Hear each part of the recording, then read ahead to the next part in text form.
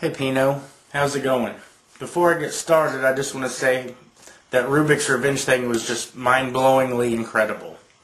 But this isn't about that. This is about your last video talking about objective reality versus subjective reality. I used to be an objectivist, and it was actually Piro 314 that made me realize why subjective relativity is the way to go. And there's something I wanted to comment specifically about your videos, that when you presented subjectivity and you were saying that people can define their own reality just by what they think, I feel that's kind of a misrepresentation. I mean, when you were saying that, I was feeling like when a Christian says that because I'm an atheist, I must believe nothing comes from nothing. I didn't feel that fully represented what subjective relativity is.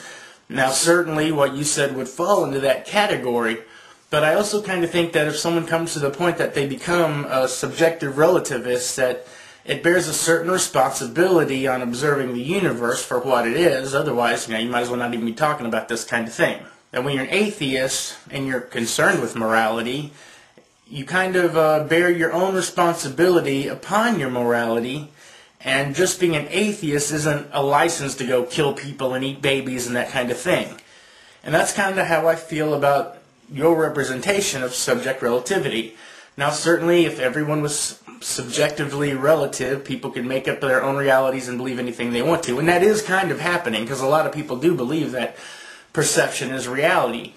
Part of the problem with this is that reality is one of those words with multiple definitions, and there's the reality of what you experience, and then there's the actual physical universe reality. Well, I think that I'm a subject relativist, but I'm living in a physical universe, and I do believe that there are scientific laws that back up our physical universe, and it's how we define consistency and come to understand the world. But these same rules, they get evolved, they get changed, we learn more, but the nature of the universe, the matter and energy and the atoms and things, they do follow certain consistent laws, though I wouldn't say they were objective truths. And here's why. It's because everything that we experience is based on a frame of reference, whether it's observation or language or just being in this physical universe. Everything. There's all kinds of possibilities. What I'm getting at is that I believe in a consistency of the physical universe, but to apply that same consistency of the physical universe to, say, morality, just doesn't seem the way things are. Let me expand on that a little bit. Even though I'm a firm believer in subjective relativity, like I was mentioning before, I think it bears a certain amount of responsibility that we look for the consistencies in the physical universe and also explore morality for certain somewhat universal truths, though I realize that once you find a universal truth, that kind of helps objectivity. And I'm against objectivity. I mean, I'm not like, but I think that objectivity is dogmatic. If you believe there are universal truths and someone goes against those universal truths, then they're demonized, punished, whatever else. Objectivity seems to be very dogmatic to me. Not to mention the fact that in every extreme scenario anyone has ever thrown at me, I always see the exception. Even killing is wrong. I agree killing is wrong, but if one guy is a sniper and he's killing a bunch of innocent people, I can understand why someone would kill that person to save the lives of others. No matter what moral dilemma you put forth, there's always an extreme exception. What I mainly want to focus on is that in the idea of subjective reality, I don't think lends the credence to say that everybody can just believe whatever they want to believe in the perception of their own reality.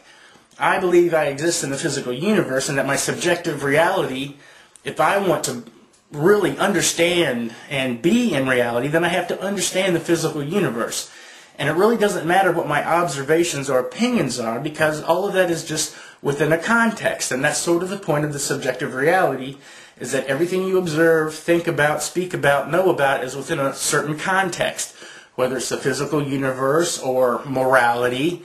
So to just dismiss it, saying that subjective relativity means you can think whatever you want and reality is whatever you perceive, I think is kind of a false dichotomy. I mean, I guess it's not totally false, because a lot of egghead stupid people are walking around living their lives believing that crap, but I'm trying to take it to a step further, because, I have thought about this a whole lot, and I think that if you're going to be a subjective relativist and exist in the physical universe, then you have to come to terms with that your opinions don't really mean jack shit. I mean, I guess they do to a certain extent, but it bears a certain responsibility to look at the sciences and the physical universe and take into account that we hold these certain things to be true based upon certain observational consistencies, which the scientific method is based upon. But we also need to recognize that these certain truths and consistencies in the physical universe don't necessarily apply to our morality. Certainly our morality isn't as rock solid and consistent as atoms and matter and energy and gravity and these types of things. I also don't think that's an excuse to just say that because our morality is so shifting sand-like that it's an excuse to just believe whatever we want to believe. I do believe that there are certain things that are more true than others. Say pacifism, non-aggression, non-violence, those kinds of things. This is something I believe because I feel that if I don't want people to harm me or kill me, then I shouldn't kill or harm other people. But as with the sniper scenario, we see that this is not 100% true. And the morality of people is not as consistent or solid as matter and energy. But just because inanimate objects show a certain consistency, that doesn't necessarily mean that there's an objective morality. As I said, I can find the exception in anything.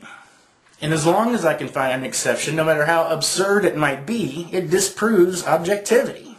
Now, this idea to be a subject relativist and to bear the responsibility of your own morality and learning the understandings and consistencies of the universe, I don't know if there's a word or a term for that. But I do think that there needs to be a separation from this idea that reality is perception, and that being the reality that you're experiencing inside the brain, compared to the reality of the physical universe, which is seemingly somewhat objective because it's all outside of us and the laws of matter and energy seem to be consistent. But science and morality has shown over and over again that what we understand as the physical universe will change, will evolve. Some of the root rules might stay similar, like gravity and evolution and that kind of thing. But how we understand the universe and science and even gravity, I mean, look at Newton's gravity versus Einstein's gravity. They're almost opposite things, but they're describing the same natural occurrence. Same with creationism and evolution, even though all the evidence backs up evolution. It's still two perspectives on the same thing, but no matter who is thinking what or observing what, the physical nature of the universe is consistent, so it really doesn't matter what people's opinions of it are. And that's in support of subjective relativity. Because even if the physical nature of the universe is consistent, our perceptions, our observations are all subjective to our experience and our observation. And our opinions don't make things true. The nature of the physical universe, I think, needs to be somewhat separated from the nature of morality. Because morality, there's always these exceptions. And I really don't see how anyone could ever tie in objective truths to morality when there's even one exception. And that's radically opposed to the physical universe where inanimate objects seems to have consistency. Ultimately, what I'm trying to get at is I think that there's certain levels to understanding. And if someone becomes a subjective relativist and they think that's the way it is just because their perception defines reality, I think is the egghead, non-thinking way to approach reality. But if you can bear the responsibility of the physical universe and the consistencies and still understand that everything we observe and understand is within the frame of reference, even if it's only by our own language or whatever, I mean, everything's subjective. If you go with the objective thing, there's all kinds of contradictions and problems with going with an objective way, especially when you start talking about morality because of the exceptions. However, if you're a subjective relativist, you pretty much believe there are no absolutes. Now, that in itself obviously is an absolute statement, but you're dealing with one contradiction as opposed to an infinite number of contradictions. And for me, that seems to be the way to understand the universe. And people who look at that statement that there are no absolutes and say, well, that's an absolute right there, is kind of a narrow-minded thinking. And it's kind of like when creationists say that you believe nothing comes from nothing or some other kind of stupid bullshit like that. And I think if you start looking at the world this way, that, everything you experience is kind of subject to your observation. Even though the physical universe has a certain consistency, it could be your brain that's fucked up. You might be observing things the wrong way. You might have ignorance in your thought that makes you not understand what it is you're seeing. I mean, there's a million different things that the brain can be: optical illusion, audio illusion, all kinds of illusions. And so understanding that we're built on such fallibility of the senses, versus the consistency of the physical universe, I mean, I really don't see how anybody could stand up for objectivity. In the line of thought, you have the non-thinking, then you have the objectivist, then you have the subject relativist. When you were saying that subjective reality means that reality is only as you perceive it, that's kind of a false dichotomy, and being an intellectual bears some responsibility to take it to a new level, and also wanted to tie it into the there are no absolutes and why it's silly to just refute that one contradiction versus an infinite number of them. And I'm sure I've repeated myself several times, so I'm going to end this now. Talk to you later. See ya.